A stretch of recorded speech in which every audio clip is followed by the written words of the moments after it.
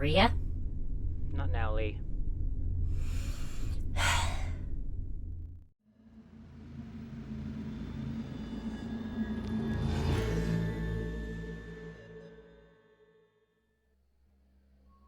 It's been about 2 weeks since the university.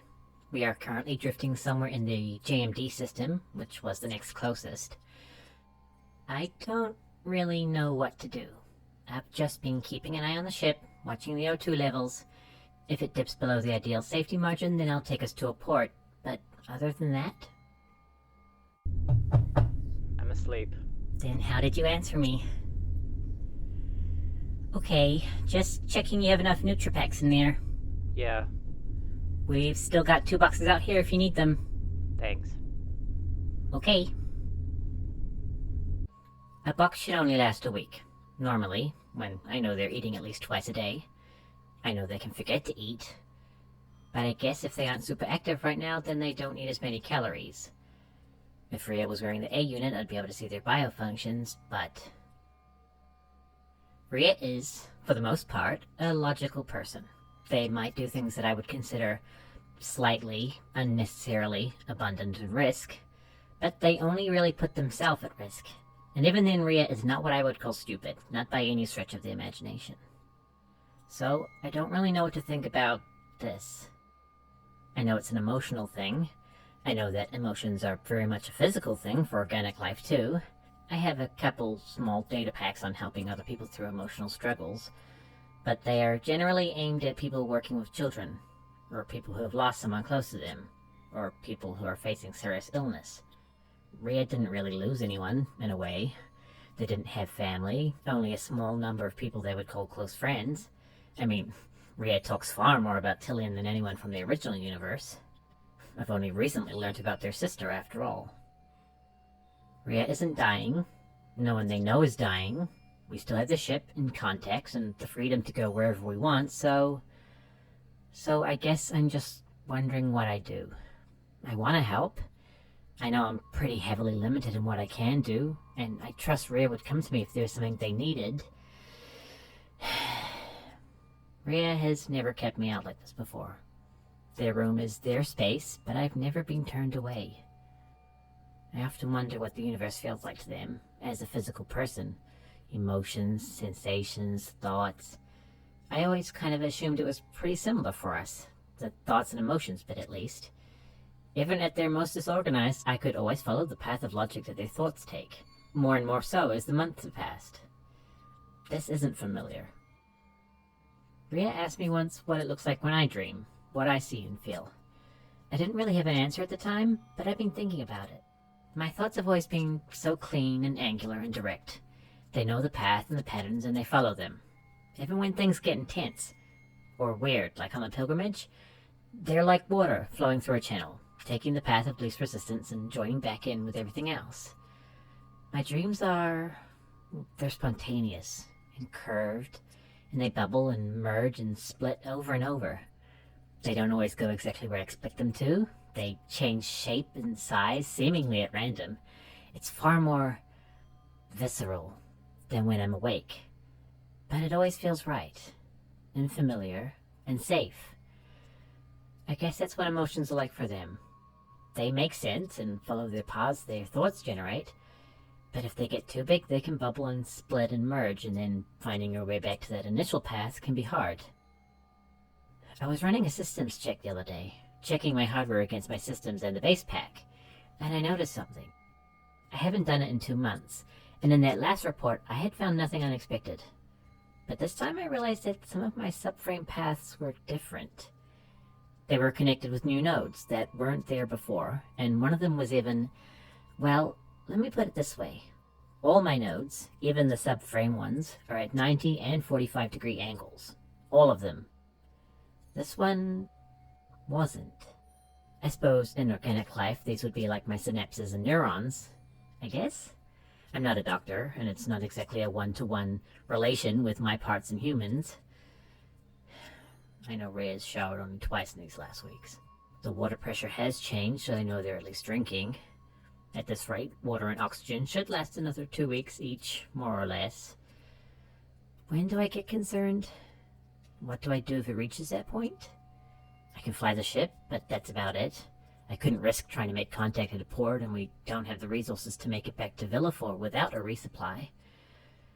I think I'll do a little more thinking first. We aren't in the danger zone yet. There's a lot of variables to consider, though. Justice, how do organics process all this without a RAM buffer and active backup drives? Rhea is alive. I'm alive. We have the Nova, and we have each other. I've always had Rhea. Rhea will always have me. But they didn't always, though. Maybe that's part of it. They're used to doing things alone. Not now, Lee. Rhea, I really would like to talk to you. Damn it, Lee. We agreed the bedroom was off. I know, but I don't have many alternatives here, short of cutting life support to flush you out. Yeah, okay. I get it. Cool. So, what's up? What's up?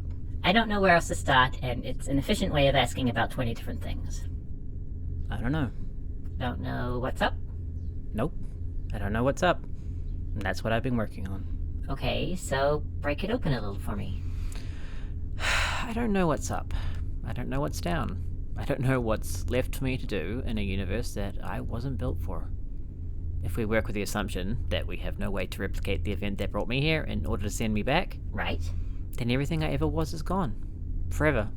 Any kind of of legacy I might have had, any kind of life, was struck dead in that moment, and this new life, this echo, is left detached with no directional purpose. I know I didn't really have Jack in my universe. There wasn't a whole lot of tangible substance to mark my 27 years there. But I was there.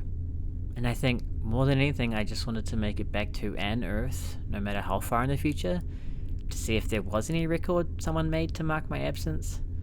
Did I left any kind of effect on that place at all?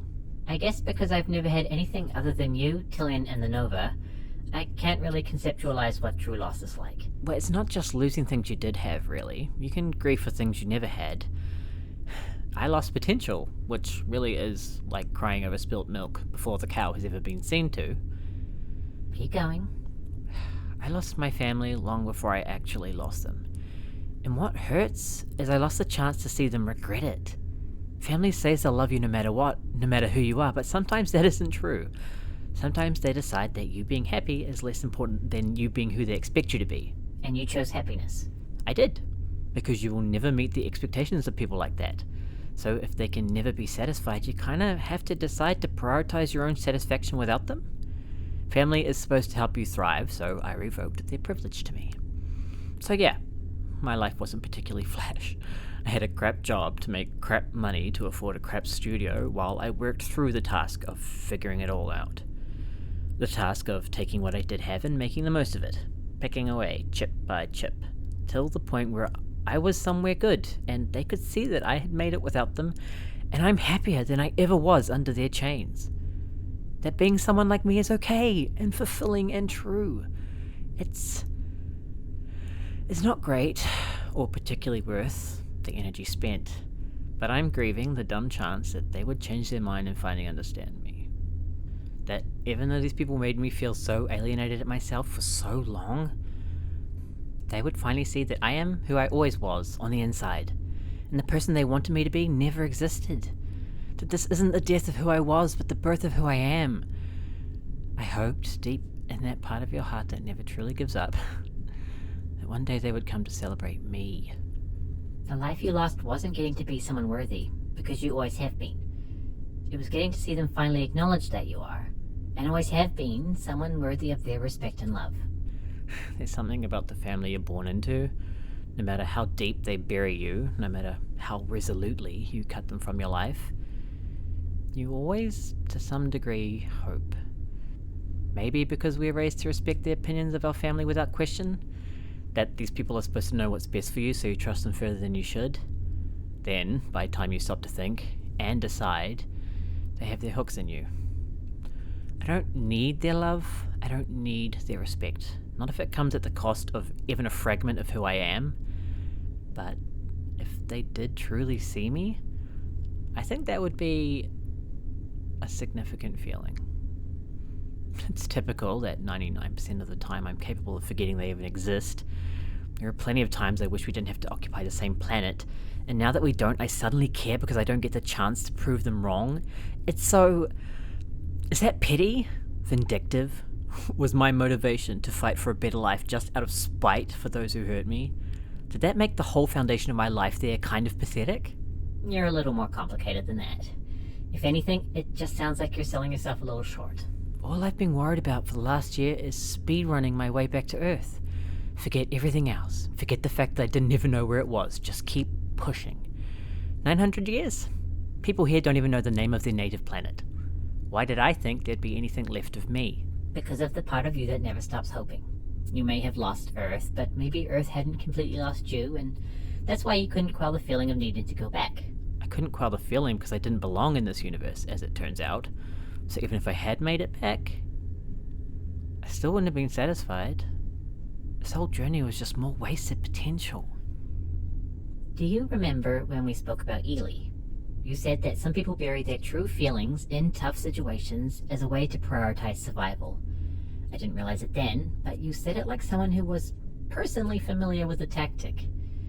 You had so much to deal with here, so many conflicting feelings and thoughts that you focused all that energy into something even more impossible, but which you could do something about. You could get on a ship and start flying. You could do the work needed to repair the ship.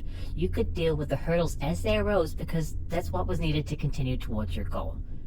You didn't know for sure what you would find, if it would be possible, but it was something and it felt like progress. But now progress has stopped.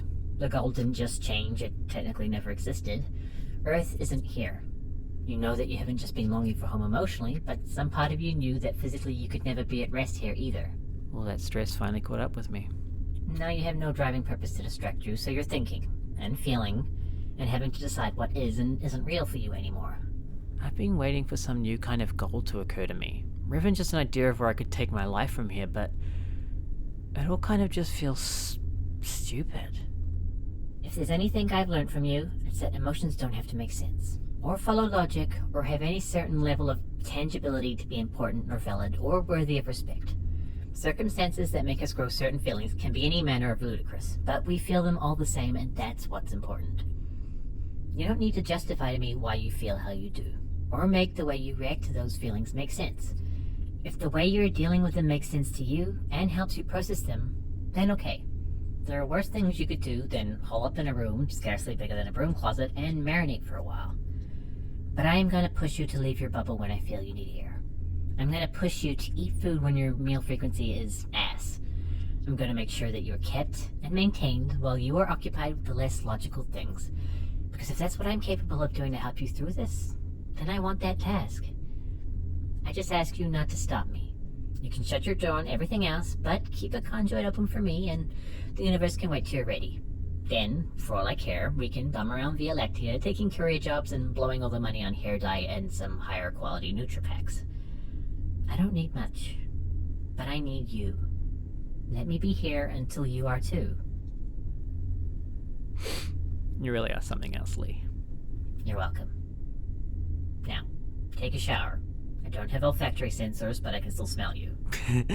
You're also a dick. Glass spaceships.